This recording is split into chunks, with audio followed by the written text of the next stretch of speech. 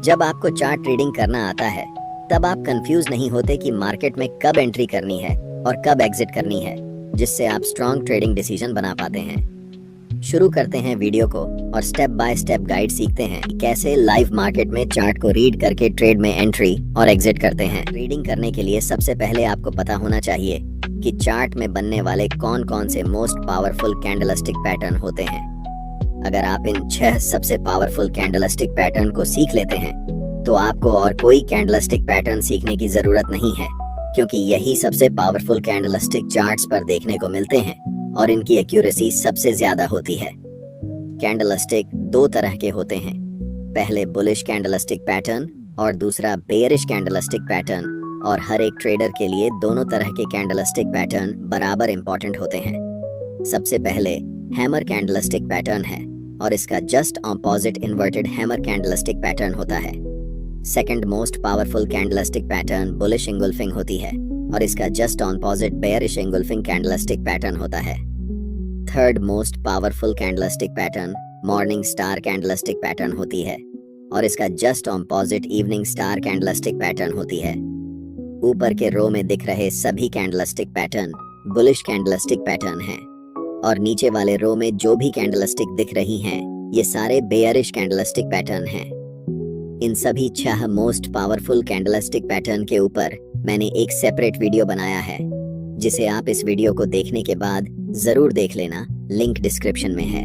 Candlestick pattern को सीखने के बाद अब हम चार्ट ट्रेडिंग करना सीखेंगे। चलिए इस एग्जाम्पल के साथ समझते हैं। यह चार्ट भारत पेट्रोलियम का है 15 मिनट टाइम फ्रेम में। चार्ट में हमेशा आपको यह ढूंढना है कि उस पार्टिकुलर टाइम में बायर्स ज्यादा स्ट्रांग हैं या फिर सेलर्स ज्यादा स्ट्रांग हैं, और यह कैसे हम डिसाइड करेंगे कि इस समय बायर्स और सेलर्स में से कौन स्ट्रांग है। इसके लिए हमें कैंडल के साइज को देखना होता है। यहाँ प्राइस जब ऊपर जा रही है तब बड़े बड़े स्ट्रांग ग्रीन कैंडल्स बनाते हुए ऊपर जा रही है, लेकिन जब प्राइस नीचे आ रही है तब छोटे छोटे रेड और ग्रीन मिक्स कैंडल्स बनाते हुए नीचे की ओर आती है। इसका सिंपल सा मतलब यही होता है कि बायर्स यहाँ पर स्ट्रांग हैं और सेलर्स कमजोर हैं। इसीलिए ऐसी सिचुएशन में हमें बाय साइड में पोजीशन प्लान करनी चाहिए। इस छोटे से डाउन ट्रेंड के बाद 3 बड़े बड़े ग्रीन कैंडल्स बनाते हुए प्राइस तेजी से ऊपर जाती है और ये 3 बड़े कैंडल्स हमें बताती हैं कि उस समय मार्केट में बायर्स बहुत ज्यादा मजबूत हैं। अंतिम कैंडल में एक लंबी अपर विक बनती है और वहां से प्राइस धीरे धीरे छोटे छोटे मिक्स कैंडल्स बनाते हुए कभी ग्रीन कभी रेड नीचे की तरफ आती है। यहाँ ध्यान देने वाली बात यह है कि जब प्राइस ऊपर जा रही थी तब सिर्फ 3 कैंडल्स में प्राइस ऊपर चली गई, लेकिन जब प्राइस नीचे की तरफ आती है तब धीरे धीरे स्मॉल कैंडल्स बनाते हुए नीचे आती है, जो हमें बताती है कि सेलर्स इस समय बहुत वीक हैं। ऐसी सिचुएशन में हम बाय पोजीशन के लिए प्लान करते हैं। ट्रेड में एंट्री के लिए हमें इंपॉर्टेंट रेजिस्टेंस लेवल को चार्ट्स पर ड्रॉ करना होगा। जैसे ही प्राइस बड़े ग्रीन कैंडल्स बनाते हुए रेजिस्टेंस लेवल के ऊपर क्लोज करती है तब हम ट्रेड में एंट्री लेंगे, जिसमें हमारा स्टॉप लॉस ब्रेकआउट कैंडल के लो के नीचे होगा और टारगेट स्विंग हाई या फिर 1:3 रिस्क रिवॉर्ड रख सकते हैं। यहाँ हम एक डाउन ट्रेंड के उदाहरण पर चर्चा करेंगे।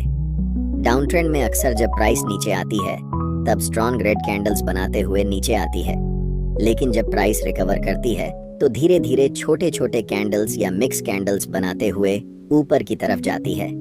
इस सेटअप का मतलब यह होता है कि इस समय बायर्स बहुत कमजोर होते हैं और सेलर्स ज्यादा मजबूत होते हैं। इसलिए हमें ऐसी सिचुएशन में सेल साइड पोजीशन प्लान करनी चाहिए।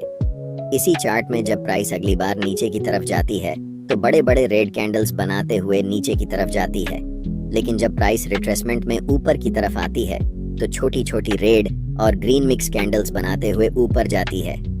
ये हमें बताता है कि बायर्स इस समय बहुत कमजोर हैं और सेलर्स बहुत ज्यादा स्ट्रांग हैं। इसलिए हम सेल साइड में पोजीशन बनाएंगे। ट्रेड में एंट्री के लिए सबसे पहले हमें इंपॉर्टेंट सपोर्ट लेवल को ड्रॉ करना होगा। जब भी प्राइस इस सपोर्ट लेवल को ब्रेक करके नीचे की तरफ क्लोज होती है तब हमें सेल साइड में एंट्री बनानी है। लेकिन इसके अलावा जब प्राइस साइडवेज रहती है तब हमें क्या करना चाहिए, ये भी जान लेते हैं। साइडवेज मार्केट में हमारे लिए सबसे इंपॉर्टेंट होते हैं सपोर्ट एंड रेजिस्टेंस लेवल, क्योंकि यही ऐसे लेवल होते हैं जिन्हें प्राइस रिस्पेक्ट करती है।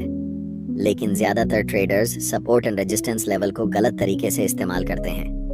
मैं आपको एक एडवांस तरीका बताऊंगा जिससे आप इंट्राडे या ऑप्शंस ट्रेडिंग में सबसे ज्यादा एक्यूरेसी हासिल कर सकते हैं। यहाँ पर प्राइस रेंज बाउंड है, यानी प्राइस एक पार्टिकुलर रेजिस्टेंस लेवल पर जाती है और वहां से लौटकर एक पार्टिकुलर सपोर्ट लेवल पर आती है। इन दोनों रेजिस्टेंस और सपोर्ट लेवल के बीच में प्राइस समय बिता रही है। अब ऐसी सिचुएशन में ट्रेडर्स के मन में कंफ्यूजन होता है कि उन्हें ब्रेकआउट में ट्रेड लेना चाहिए या फिर रेजिस्टेंस से सपोर्ट तक और सपोर्ट से रेजिस्टेंस तक ट्रेड लेना चाहिए। इस कॉन्सेप्ट के बाद आपके मन में यह कंफ्यूजन नहीं रहेगी, इसीलिए वीडियो को ध्यान से देखना।